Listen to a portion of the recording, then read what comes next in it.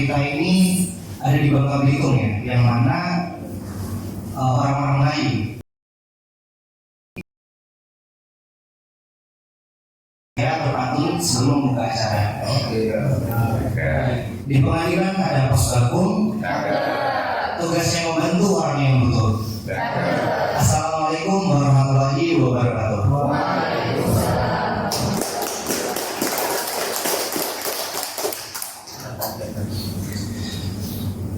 Sebelumnya saya sampaikan terima kasih kepada panitia acara yang sudah menyiapkan acara Bintal pada hari ini dengan sangat amat ya cukup wah menurut saya.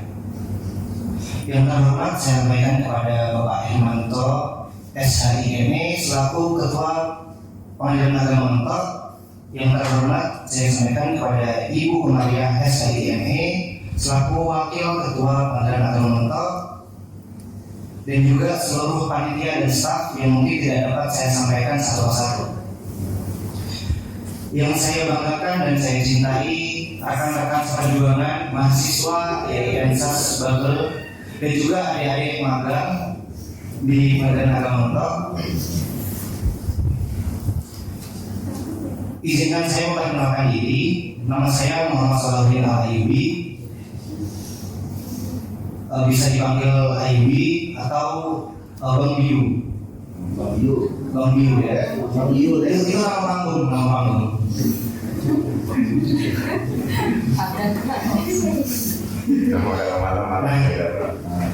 Saya beda ya.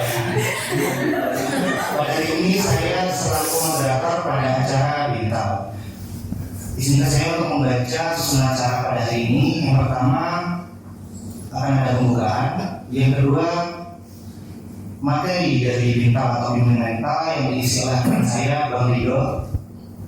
Yang ketiga nanti ada arahan dari Ketua Pengadilan Agama Mentok Bapak Hermanto SHIME. Selanjutnya 4 ada doa dari saudara saya juga di belakang ada Bang Padi yang kaya dibentuk.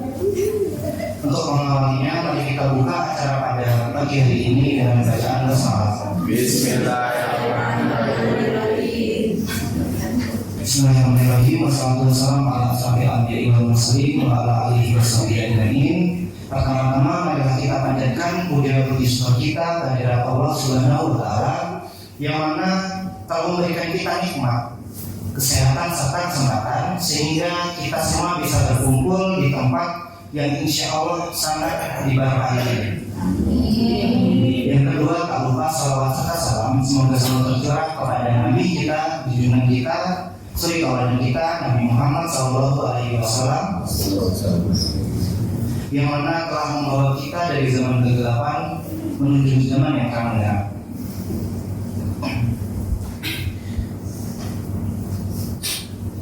Yang selanjutnya setelah dibuka kita akan langsung ke materi. Sebelumnya saya perkenalkan, di sebelah kanan saya ada salah satu rekan saya yang sangat amat hebat, baik di kampus, di luar kampus maupun sampai di kos-kosan di sini. Emang rajin orangnya. Dan kebetulan si dulu. Siapa tahu ada yang minat ya. Nanti cek apa? Minta WA-nya. Minta WA-nya ya? Ya, boleh Pak. Siapa tahu mencari mantu. Apa saya? Jadi pemateri pada hari ini adalah Bang Rido Adito ya Bang ya. Kelahiran April 2004 di Belitung. Untuk materinya bisa ya Bang ya. Abang ini keren banget, semalaman dia nyampe materi langsung udah memang gak tidur lagi lah untuk mempersiapkan acara hari ini karena katanya mau ditonton adik-adik katanya. Untuk selanjutnya mungkin langsung saya serahkan pada pemateri Mulido. Untuk waktu dan tempat saya persilakan. Yes. Bismillahirrahmanirrahim. Assalamualaikum warahmatullahi wabarakatuh.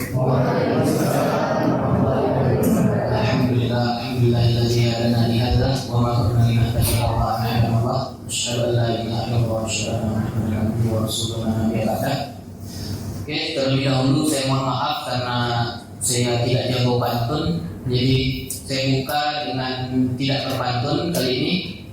Namun saya tidak akan lupa pertama-tama karena baik secara visual ataupun secara realitanya di sini saya duduk di hadapan kawan-kawan semua, disediakan di tempat yang sekiranya lebih tinggi, itu tidak menjadikan saya lebih istimewa, tidak menjadikan saya lebih hebat, karena di hadapan saya ada guru-guru saya, ada senior-senior saya, ada teman-teman saya, dan tidak lupa ada adik-adik yang pastinya saya cintai.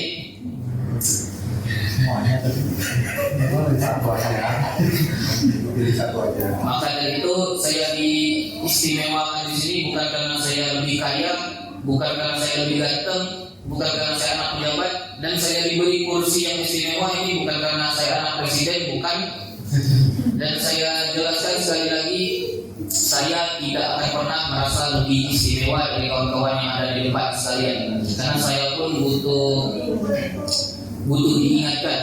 Saya duduk di sini hanya sekedar diberi kesempatan oleh Bapak Ketua Pengadilan PA Mentok untuk kita saling muhasabah diri, saling mengingatkan, karena manusia itu selain tempat salah juga tempatnya lupa. Karena kalau kata orang sekarang, manusia bukan nabi, walaupun nabi sebenarnya manusia. Oke, pada kesempatan kali ini, kemarin temanya sudah saya sampaikan. Sebenarnya tema yang saya inginkan adalah Islam yang moderat, tapi kita buat karena ini tema dibuat lebih umum lagi menjadi moderasi beragama. Walaupun moderasi beragama pada hakikatnya, outputnya itu adalah Islam yang moderat. Walaupun diksinya adalah agama, ya sama seperti kantor urusan agama yang berurusan di situ umat Islam. Seperti Kemenak juga yang diurusi juga orientasinya Islam. Bahkan pengadilan agama sebenarnya konsepnya sama juga, diksinya agama, tapi secara substantif yang diurusi adalah agama Islam. Oke. Layaknya tugas akhir dari seorang mahasiswa adalah skripsi, maka akan saya mulai dengan latar belakang terlebih dahulu. Latar belakang dari diksi moderat akan saya singgung sedikit secara historis. Yang pertama, moderasi itu dikenal tidak lain dan tidak bukan bertitik tolak dari globalisasi. Karena fenomena globalisasi inilah yang menginstrumenkan penyebaran nilai-nilai barat ke timur dan nilai-nilai timur ke barat. Kemudian titik klimaksnya terkait diksi moderasi ini disuarakan pada saat tragedi 11 September, pada saat gedung WTC itu ditabrak oleh pesawat yang diinisiasikan oleh pemerintah Amerika Serikat. Pada waktu itu pelakunya adalah pimpinan tertinggi Al-Qaeda, Osama bin Laden. Kemudian setelah itu respon dari negara kita, negara Indonesia, terlebihnya Bapak Susilo Bambang Yudhoyono, pada saat itu mengumpulkan para cendekiawan Muslim, mengumpulkan para pemimpin-pemimpin Muslim untuk mendeklarasikan bahwa Indonesia ini adalah Islam yang moderat, bahwa tidak semua Islam itu wajahnya adalah teroris, wajahnya adalah kekerasan. Kemudian sebelum itu di tahun 2003 sebenarnya sudah terjadi konsiliasi antara dua organisasi besar Islam di Indonesia, yaitu NU dan Muhammadiyah. Sama juga tagline-nya adalah Islam yang moderat, Islam yang tidak radikal. Di situ NU dan Muhammadiyah juga merangkul organisasi-organisasi lain seperti Persis dan organisasi-organisasi Islam besar lainnya di Indonesia, yang melahirkan output kategorisasi Islam yang oposisional, yaitu Islam yang moderat dan Islam yang radikal. Puncaknya di tahun 2005, selaku Perdana Menteri Australia pada saat itu, kalau tidak salah namanya John Howard, Perdana Menteri Australia, memanggil semua pemimpin-pemimpin besar kalangan tokoh intelektual Muslim dalam rangka untuk merespon bom bunuh diri yang terjadi di London pada tahun 2004. Kemudian mendeklarasikan bahwa Muslim yang ada di Australia itu adalah Muslim yang moderat, Maksud dari muslim yang moderat dijelaskan oleh PM Australia pada saat itu adalah muslim yang tunduk dan tidak memberontak pada hegemoni negara. Kemudian muslim yang menanamkan nilai-nilai sekularisme yang memisahkan nilai-nilai agama dengan nilai-nilai negara. Maka dari itu, untuk menanggapi pernyataan Perdana Menteri Australia, ada seorang dosen dari Universitas Australian Nation University, dosen dari Australia. Beliau ini ahli dalam demokrasi dan Islam di Asia Tenggara. Pada saat itu beliau diundang menjadi narasumber di pertemuan Pemuda Muhammadiyah di kantor pusat Muhammadiyah tahun 2006. Beliau menyatakan bahwa narasi moderat atau Islam yang moderat ini hanya akal-akalan politik dari Amerika. Hasil dari diskusi tersebut menyatakan bahwa diksi moderat itu hanyalah asumsi politik yang dibuat oleh Amerika. Kalau bahasa politik tahun kemarin omon-omon saja, omon-omon dari Amerika untuk membuat muslim ini tersegmentasi. Karena hasil dari logika elementer seperti ini akan melahirkan oposisi biner atau logika falsi yang senantinya akan melabeli golongan-golongan Islam bahwa Islam yang tidak moderat lawannya adalah Islam yang moderat, sehingga melihat Islam itu dari sudut pandang hitam dan putih, baik dan jahat. Maka pertanyaannya sekarang adalah Islam mana yang moderat, Islam mana yang baik, Islam mana yang putih? Berdasarkan standar logika mantan Presiden Amerika George Bush pada saat itu, waktu dia menggaungkan narasi untuk memerangi terorisme, dia memberikan dua opsi kepada Muslim di Amerika. Opsi yang pertama adalah Muslim harus berdiri bersama Amerika, artinya tunduk dengan pemerintah Amerika, tunduk dengan wewenang Amerika, dan tunduk dengan hegemoni negara Amerika. Atau opsi kedua, Anda termasuk golongan terorisme dan harus diperangi. Nah, hal-hal semacam ini dimanfaatkan oleh Amerika. Contoh yang terbesar adalah di Timur Tengah. Contoh yang paling ngeri, mereka tidak mendeklarasikan perang terhadap umat Muslim, tapi mereka bedakan terlebih dahulu bahwa Muslim ada dua, Muslim yang moderat dan Muslim yang teroris. Mereka cap terlebih dahulu bahwa kelompok golongan Islam yang ini, yang A, yang B ini adalah yang moderat. Maka mereka ajak sebagai sekutu. Kemudian yang C, yang D ini adalah kelompok Muslim teroris. Maka mereka perangi tanpa mengedepankan nilai-nilai manusiawi. Jadi hasil dari diskusi di kantor pusat Muhammadiyah saat itu adalah bahwa narasi Islam yang moderat itu hanya akal-akalan politik Amerika.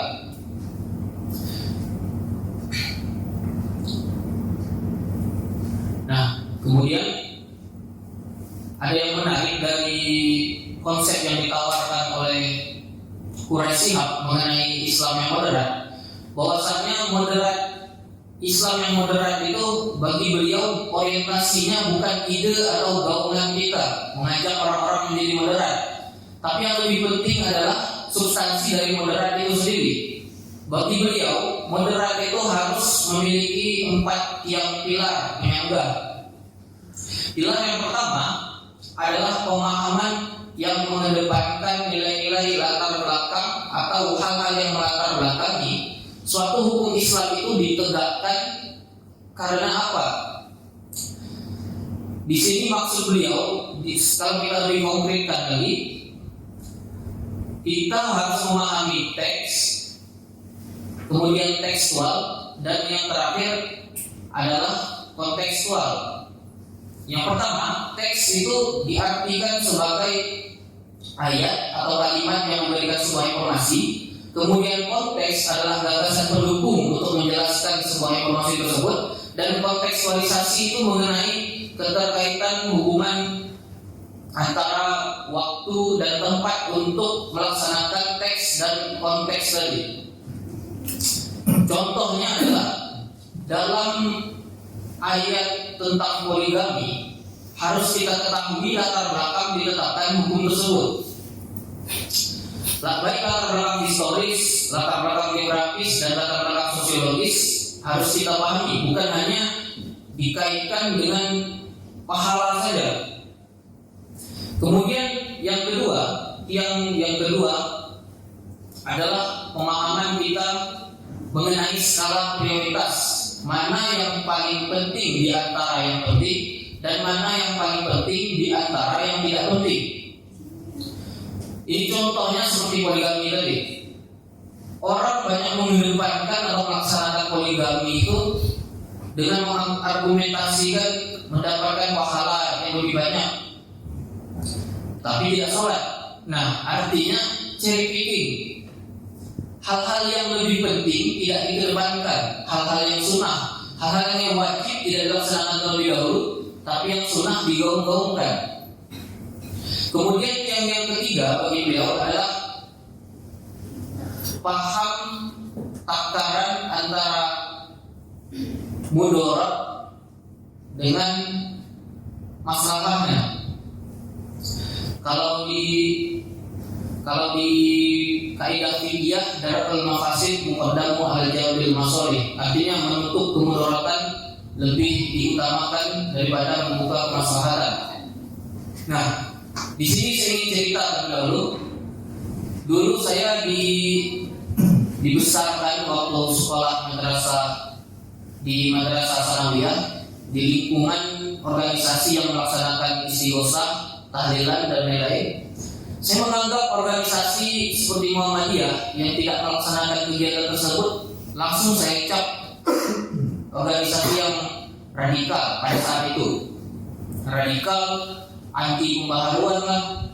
Karena saya tidak mengetahui latar belakang dari Muhammadiyah tidak melakukan hal-hal yang saya lakukan itu, saya tidak memahami.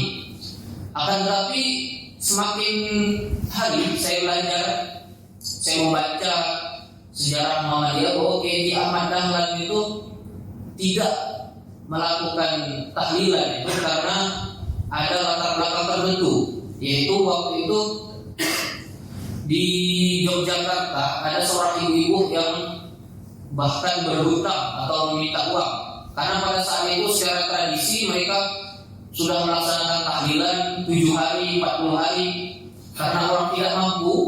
Jadi beliau meminjam uang. Maka dari itu Kiai Ahmad Dahlan mengambil kesimpulan bahwa seharusnya ibu tersebut tidak berhutang untuk melaksanakan hal yang dianggap sunnah. Jadi didahulukan untuk menutup kemudaratan dibanding membuka kemaslahatan. Jadi itu yang ketiga. Dan yang terakhir adalah pemahaman yang mengedepankan tolak ukur dari dampak sebuah pilihan. Harus bisa mengukur sebuah pilihan yang kita ambil itu adalah pilihan yang produktif atau kontraproduktif. Jangan sampai pilihan yang kita ambil pilihan yang sifatnya destruktif. Nah, itu 4 pilar yang disampaikan oleh Quraisy Shihab. Dalam konteks Islam yang moderat di Indonesia, saya membaca juga terdapat 4 pilar. Yang pertama adalah komitmen dalam berbangsa dan bernegara. Maksud dari komitmen berbangsa dan bernegara itu adalah cara pandang, cara berpikir dan cara kita bertindak dalam menjalankan agama itu seberapa besar dampaknya bagi komitmen bernegara, bagi kita melaksanakan kontrak sosial dan menyelenggarakan negara. Sebagaimana mantan Kemenak pernah menyampaikan, Bapak Lukman Hakim Saifuddin menyampaikan bahwa kewajiban menjalankan agama itu adalah sebagian dari kewajiban menyelenggarakan negara. Begitu juga sebaliknya, kewajiban menyelenggarakan negara itu sebagian dari kewajiban menjalankan agama. Kalau kata Kiai Hasyim Asy'ari, hubbul waton itu minal iman. Mencintai negara itu adalah sebagian dari iman. Nah, itu yang pertama. Yang kedua adalah nilai-nilai toleransi. Nah, untuk toleransi ini adalah nilai-nilai keterbukaan dan nilai-nilai yang mengedepankan hak-hak orang lain untuk memilih keyakinan dan mengekspresikan keyakinannya masing-masing. Nah, dalam toleransi ini terbagi menjadi dua. Yang pertama itu toleransi antar agama, yang kedua toleransi interagama. Untuk yang antar agama bagi terkhususnya Provinsi Bangka Belitung mungkin tidak perlu didiktekan kembali, karena secara historis kita itu sangat provinsi yang sangat toleransi. Nah, selain mengedepankan hak-hak orang untuk memilih berkeyakinan dan mengekspresikan keyakinannya, saya juga melihat ada nilai-nilai lain yang harus ditanamkan dalam nilai toleransi, yaitu tidak mengolok-olok apa yang dianggap orang itu hal yang suci. Contohnya, di tahun 2017 atau 2016 kemarin, ada komedian namanya Coki Pardede dengan Tretan Muslim. Pada saat itu mereka mengupload video masak babi kurma. Secara materialnya mungkin tidak ada hinaan hak orang untuk masak babi pakai kurma. Cuman yang jadi masalah pada saat itu mereka membuat konten tersebut sambil tertawa-tawa, yang artinya ada nilai terselubung bahwa mereka tahu ada makanan yang umat muslim sensitif atau diharamkan, yaitu daging babi, dengan makanan yang disunahkan pada saat dimakan berbuka puasa, yaitu kurma. Dan dua nilai kontradiktif tersebut disatukan, kemudian ditertawakan dan diupload dalam satu konten. Itulah yang menjadi nilai-nilai penistaan agama. Secara substansial masak daging babi pakai kurma tidak ada masalah. Masalahnya adalah narasi untuk mengolok-olok dan mentertawakan itu yang menjadi titik permasalahan. Nah, itu untuk toleransi dalam antaragama. Dalam interagama seperti apa contohnya? Saya mengutip pernyataan dari Moshe Dayan atau Panglima Besar Israel pada saat memimpin perang 6 hari. Waktu itu Israel melawan aliansi Arab dan pemenangnya Israel. Suka tidak suka harus kita akui. Waktu itu dia menyatakan dalam wawancaranya alasan mereka tidak takut dengan negara-negara Arab yang mayoritas Muslim. Yang pertama, Muslim itu tidak pernah punya rencana yang jelas. Itu yang pertama. Kemudian yang kedua, kalaupun umat Islam itu punya rencana, mereka tidak akan merencanakannya atau melakukan eksekusi dalam rencananya itu secara matang, artinya setengah-setengah. Dan yang terakhir, yang paling penting,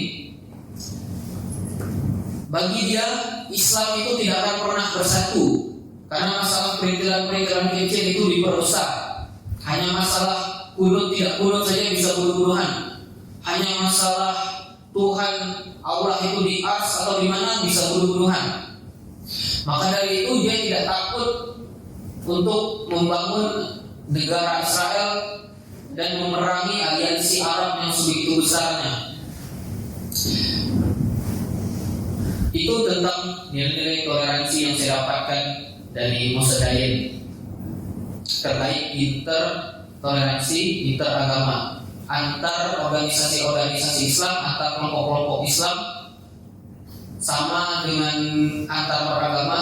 Kita juga jika berbeda golongan, berbeda organisasi Islam, serta berbeda pandangan dan tafsiran, sebaiknya duduk dan diskusikan, bukan dengan kekerasan.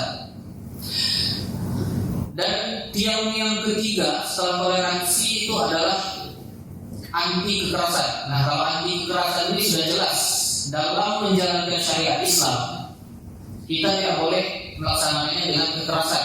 Terlebih lagi yang sering dimanfaatkan adalah narasi jihad. Jihad tidak serta-merta harus dengan kekerasan. Konteks hadis tentang perang dan lain-lain itu harus kita pahami secara kontekstual. Latar belakang historis, latar belakang sosiologis dan geografisnya harus dipahami secara komprehensif. Tidak memakan sebuah teks langsung dinarasikan dengan kekerasan. Kemudian yang terakhir, dan ini yang paling krusial, adalah mengakomodasi tradisi lokal, mengakomodasi tradisi lokal. Artinya tradisi-tradisi atau nilai-nilai yang sudah tertanam dalam masyarakat itu harus diakui atau dimaksimalkan melakukan akulturasi kebudayaan. Artinya kita menerima bahwa di dalam suatu masyarakat itu memang ada suatu budaya yang sudah tertanam, dan tugas kita adalah untuk mengakulturasikannya agar di satu sisi kita tetap mengedepankan nilai-nilai keislaman dan di sisi lain nilai-nilai tradisinya tetap ada. Contohnya tradisi 7 hari, tradisi 40 hari itu awalnya tradisi umat Hindu, tapi diakulturasikan menjadi tahlilan untuk mengingat Allah. Nah, ini contoh dari akomodasi tradisi lokal. Nah, dari 4 pilar ini saya mengambil kesimpulan bahwa harus ada pendekatan fundamental, yaitu diawali dengan pikiran. Saya rangkum menjadi dua pendekatan. Pendekatan yang pertama, umat muslim, terkhususnya umat muslim di Indonesia sendiri, harus memiliki kemampuan integrasi antara hasil literasi dan kemampuan mengolah emosinya. Maksud saya,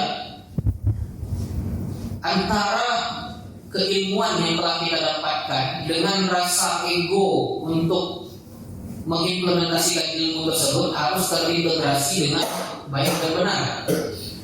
Kalau kita tahu akan sesuatu itu haram, bukan berarti langsung kita haramkan, langsung kita narasikan sebagai hal-hal yang berbau neraka. Begitu juga sebaliknya. Kemudian yang kedua adalah adil sejak dalam pikiran, atau bahasa Belitungnya open minded. Jangan menolak pembaharuan. Yang paling saya ingat itu ceramah di tahun kemarin, saya pernah dengan ceramah. Ada orang yang mengkafirkan kurikulum di SD itu yang mengajarkan hujan itu turun karena uap yang diangkat oleh matahari, karena air menguap oleh matahari, maka yang membuat menjadi awan kemudian hujan. Dikafirkan oleh salah satu tokoh agama. Karena apa? Bagi dia hujan itu turun karena Allah, titik, selesai. Tidak ada proses alamiah. Nah, ini bagi saya anti ilmu pengetahuan. Begitu juga dengan yang baru-baru kemarin, dokter ahli bedah, Dr. Rio Hasan itu mengatakan, beliau membantah narasi orang-orang bahwa orang-orang tua itu umur 50-60 tahun itu kalau sudah dekat dengan ajalnya katanya sudah mulai hisab, sudah mulai berkebun, sudah mulai berpikiran damai karena mendapatkan hidayah. Beliau bantah. Sebenarnya dalam manusia ada hormon estrogen dengan testosteron. Umur 50 tahun ke atas sampai 60 atau 60 tahun ke atas, itu hormon testosteron atau kejantanan, keberingasan yang membuat kita tidak takut mati, yang membuat kita ambisius itu menurun. Jadi bagi beliau itu bukan karena hidayah. Nah, yang saya fokuskan di sini adalah respon umat Islam terhadap informasi tersebut luar biasa. Dicaci makinya dokter tersebut. Bagi saya, maksud saya, ajakan saya adalah jangan menutup diri dengan hal-hal yang jangan anti terhadap ilmu pengetahuan. Kalau kata Malaka, jangan mengedepankan logika mistika, seolah-olah dewa Ra atau dewa matahari itu menciptakan dunia ini. Petah jadilah bumi, petah jadilah matahari, petah jadilah alam semesta. Dan dalam konteks Islam sering disalahartikan adalah kun fayakun. Kalimat kun fayakun ini seolah-olah tidak ada proses alamiah dalam kalimat kun fayakun. Maksud saya, kun fayakun ini berbeda dengan bisalatin. Tetap harus ada sanad keilmuannya. Baik, mungkin hanya ini saja yang bisa saya sampaikan karena kelihatannya honorarium tidak ada, maka saya cukupkan sampai di sini saja. Wassalamualaikum warahmatullahi wabarakatuh.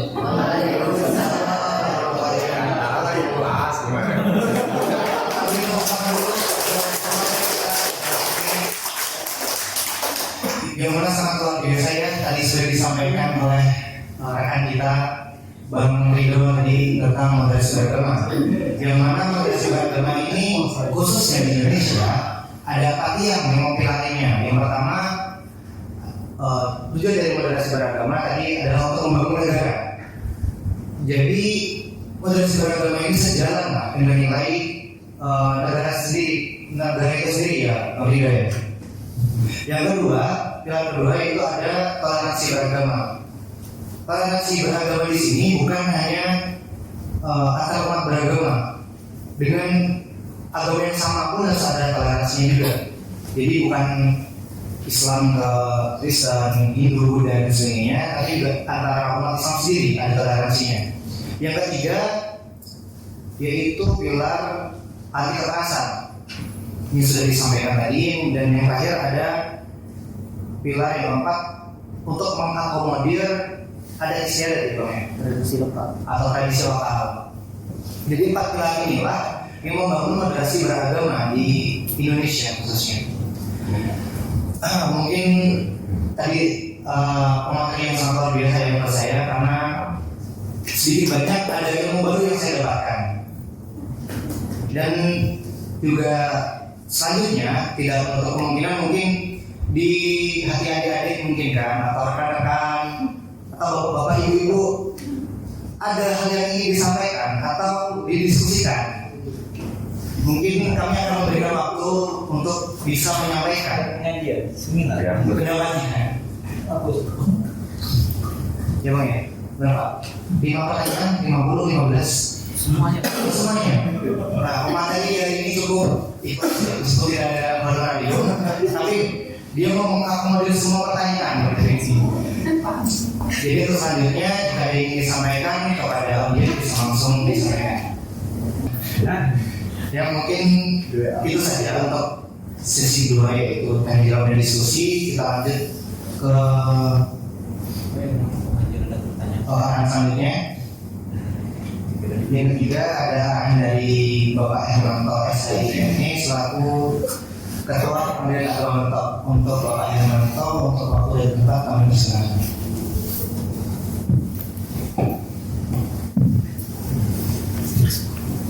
Bismillahirrahmanirrahim. Assalamualaikum warahmatullahi wabarakatuh. Yang sama-sama kita hormati Wakil Ketua Pak Irwan Hakim, Pak Mitra, Pak Sekretaris, dan seluruh pegawai pembinaan agama bentok dan dari PKM baik dari YNSAS dan SPK. Alhamdulillah hari ini kita telah melaksanakan rutinitas kita, kegiatan kantor kita yang murni kegiatan ini didanai oleh rasa keikhlasan. Karena memang pada dasarnya kalau musola ini memang banyak program kerjanya, salah satunya itu tadi mengadakan mobil jenazah gratis. Ya, belum kita sampaikan sampai detik ini. Ini program kedua juga tahun ini membangun musola, ya, lantai 3, ya, lantai 3 baru fondasi biasanya sudah ada di bawah situ dulu, dan insya Allah program kerja ini akan membangun musola 3 lantai. Ya, kita memang sangat apresiasi, dan hari ini juga menghadirkan narasumber ini sangat jauh ya, dari Belitung dan satunya dari Jawa ya. Terima kasih. Ya, dari Jawa, dan ini dananya memang dari dana musola Al-Hikmah ya.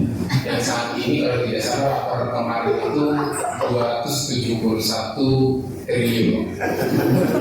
Banyak pilih orang tua dari nomor. Pertama-tama saya ucapkan terima kasih kepada moderator Bang Biu ya. Bang Biu. Oh Bang Biu. Kalau siang Bang Biu, kalau malam Ayu. Bang Ridho, Ridho Irama.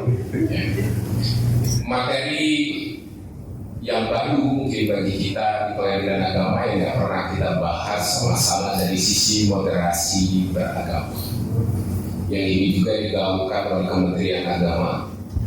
untuk kita yang memang tujuannya adalah jangan sampai membangun negara ini carut marut dengan gara-gara hanya sekedar akidah. Padahal di dalam Al-Quran kita sudah ada acuan khusus, ayatnya sudah jelas, lakum dinukum waliyamin. Maka tidak perlu memasuki ranah loncat kepada orang lain. Itu seperti itu. Akan tetapi Islamofobia saat ini sangat tinggi dan masih banyak. Tetapi mau digaung-gaungkan. Terakhir kasus Habib Nurmagomedov. Nah ini kan orang Islam, atlet, ya. Tetapi diusir dari maskapai gara-gara itu tadi, karena tidak percaya bahwa dia berjenggot dan dia pakai hoodie dan dia muslim. Nah Islamofobia seperti inilah memang merasa masih dilaksanakan dan masih terasa. Ini yang perlu dikikis di kita. Selanjutnya sekali lagi saya ucapkan terima kasih, sungguh sangat materi yang sangat baik sekali untuk kita menambah pengetahuan, ya. Dan di Kamis selanjutnya kita akan melaksanakan hal yang serupa. Seharusnya kita baca Yasin, tetapi tidak kita isi dengan ceramah saja. Materinya tidak perlu berjualan surga dan neraka, ya. Materinya bebas saja, yang penting bermakna. Hari ini kita memahami moderasi agama. Nah, karena anak PKL masih di sini, jadi pematerinya tetap di anak-anak PKL. Ya, yang sudah saya tanda tangani kemarin, cowok cewek, ada ustaz dan ustazahnya. Ya. Dan alhamdulillah hari ini sukses. Menurut saya sukses, baik moderatornya maupun penceramahnya sukses. Ya. Dan untung sukses. Kalau tidak sukses saya turunkan langsung. Nah nanti tunjuk di Kamis selanjutnya, ya, apa di balik Bang Ayubi. Bang Yu, ya, Bang Yu. Si Ayu, ya, apa dia menjadi penceramahnya dan nanti moderatornya tunjuk yang lain. Di sini ada khusus Epandi, khusus moderator. Tapi biasanya selalu puisi. Sudah ditunjuk puisi, tapi muncul sampai acara selesai, baru muncul. Saya seperti itu. Ya tinggal ditunjuk saja nanti, dan dia jauh-jauh hari, ya. Tunjuk atau saya yang mau nunggu? Tunjuk apa? Oh saya yang nunggu orangnya. Kalau Ustazah udah ada kemarin yang nulis. Siapa? Ustazah. Oh Ustazah. Ada yang nulis? Ini tadi. Oke, nanti saya tunjuk di bagian Ustazahnya ya. Berarti Kamis depan Ustazah yang ngisi ya. Siap. Jangan ada alasan sakit perut, alasan demam. Kalau sudah ditunjuk ya. Atau alasan minta surat keterangan sakit dari dokter. Jadi siap-siap, dan moderatornya juga cewek untuk di Kamis depan. Nah yang kemarin saya daftar yang sudah ditandatangani bukan bebas, ya, terutama Pak Iman. Dia bukan bebas dari penunjukan, tetapi dipending dulu. Karena sampai orang ini sampai 28 Februari dan 1 Maretnya kita puasa. Nah itu tadi Pak Iman, kita di minggu pertama dari Senin sampai Jumat ceramah terus. Ya, kegiatan kita tiap hari kan ya. Hanya hari Jumat saja, Senin, Selasa, Rabu, Kamis. Satu hari berarti. Ya, jadi Pak Iman nanti isinya semua di minggu pertama. Karena memang baru datang. Kalau orang baru sampai seperti itulah. Yang kedua nanti Pak Asri, karena baru kan. Kemudian Denny dan selanjutnya Nopal. Dan ustazahnya nanti Ustazah Unirita. Yang baru-baru kita pelonco dulu. Saya mau Pak seminggu Pak. Asal selingi ada hadro, ada rebana. Ada nanti kita masalah. Kita sewa band. Band tabok. Oke. Demikian kawan-kawan semuanya, saya berharapkan satu hal ya, kegiatan ini kita dukung penuh. Kedua, inilah ajang kita saling mengingatkan. Benar kita jadi penceramah itu bukan yang terbaik, tetapi kita hanya sekedar mengingatkan. Ya. dan itu menjadi pembelajaran karena tidak mudah untuk tampil di depan dan tidak semua orang mampu. Tetapi hari ini kita memberi pembelajaran bersama. Beda hal kita suruh PRI. Kalau PRI mau ceramah 4 jam santai, ya. Tetapi honornya kita nggak kuat, kan itu masalahnya. Karena duit kas musola udah mau hampir habis ya, karena mau dibangunkan musola 3 lantai tadi. Dan dengar katanya sudah ident yang mobil jenazah tidak gratis tadi. Ident juga. Ini memang luar biasa program kerja musola kita ya. Selanjutnya terima kasih kepada tim IT ya yang sudah bekerja, yang sudah menyiapkan dan juga kawan-kawan semua yang sudah menyiapkan setting ruangan semuanya. Inilah bentuk tidak ada yang biasa-biasa saja.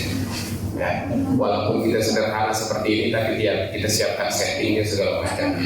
Mungkin Pak Iman bingung juga kenapa harus ada kursi segala macam. Dan dia, waduh, bukan ceramah, ini ngisi materi seminar kalau ada tanya jawab.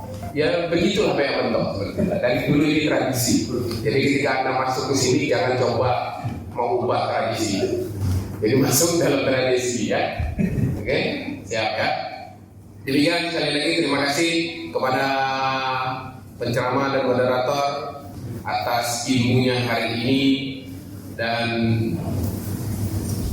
saya bangga sebagai dosennya. Nah, gitu ya. Kalau tidak benar tadi, kalau tidak bangga tadi, saya turunkan langsung ya. Saya langsung bubarkan pengajian. Saya bubarkan ya. Demikian, jaga kesehatannya, jaga kekompakannya, ya, tetap memberikan pelayanan terbaik. Dan sekali lagi saya terima kasih kepada Ketua Musola dan SK-nya tidak perlu diganti. Jadi Ketua Musola dan pendidik selamanya, selama PA ini berdiri dan orangnya masih ada, itulah Ketua Musola. Tidak perlu berubah ya. Karena program kerjanya kita harus dukung seperti ini. Wabillahi taufiq wal hidayah. Assalamualaikum warahmatullahi wabarakatuh. Selanjutnya sebelum kita tutup acara pada hari ini, ada doa dari mengenai A'udzubillahi minasyaitonirrajim. Bismillahirrahmanirrahim. Alhamdulillahirabbil alamin. Hamdan syakirin, hamdan na'imin, hamdan yu'afi ni'mahu wa yukafi majidah. Ya Rabbana wa lakal hamdu wa yanbaghi lil jalali wal ikram karim wa 'alimi sultanik. Allahumma shalli ala Muhammad wa ala ali Muhammad. Allahumma firli wa liwalidayya warhamhum kama rabbayana shaghira. Allahumma firli muslimina wal muslimat wal mu'minina wal mu'minat al-ahya minhum wal amwat. Allahumma inna nas'aluka salamatan fid din wa afiatan bil jasad wa hidayatan bil ilmi wa barakatan bil rizqi wa taubatan qabla al-maut wa rahmatan indal maut wa maghfiratan ba'dal maut. Allahumma hamil alaina fi syakaratil maut wa najatan minan nar ya faidal hisab. Rabbana la tuzigh qulubana ba'da idh hadaytana wa hab lana min ladunka rahmatan innaka antal wahhab. Rabbana atina fid dunya hasanah wa fil akhirati hasanah wa qina adzabannar wa qina adzabannar wa qina adzabannar. Subhana rabbika rabbil izzati amma yasifun wassalamun alal mursalin walhamdulillahi rabbil alamin.